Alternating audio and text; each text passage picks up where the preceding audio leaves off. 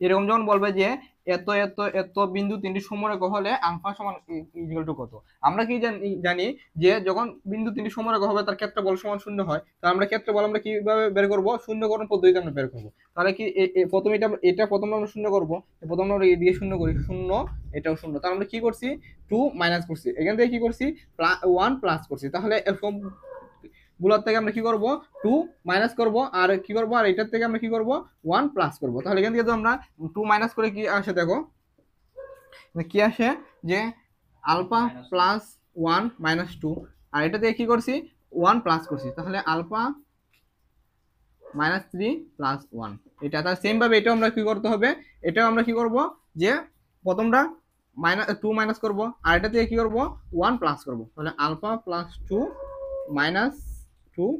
Same ভাবে alpha plus 1। এখানে কি দাঁড়ায় দেখো যে আলফা মাইনাস 1, আর এটা কি হয় আলফা মাইনাস 2। সেম ভাবে এটা কি আসে আলফা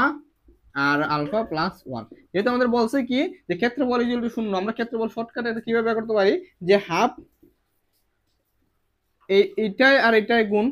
আর ভিতরে এটা ভিতরে গুণ, তাহলে আলফা মাইনাস 1 আর আলফা প্লাস 1 এ গুণ করলে কি হয় আলফা স্কয়ার মাইনাস 1 বা 1 স্কয়ার, সেম ভাবে মাইনাস হবে, এখানে চিহ্ন মাইনাস হবে, তাহলে এটা গুণ করলে কি হয় আলফা আলফা আলফা স্কয়ার,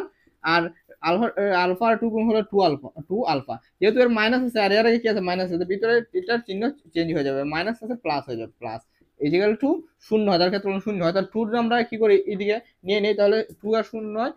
গুণ করে কি হয় শূন্য হয়ে যায়, এখানে কি থাকে এটা আমাদের কাটা, এটাকে 2 আলফা মাইনাস 1 ইকুয়াল টু শূন্য, আর 2 alpha equal to 1, alpha equal to 1/2। এভাবে তোমরা কি করবে যে যখন তোমাদের অ্যাডমিশন আসবে তখন এই সিস্টেমে করার ট্রাই করবে।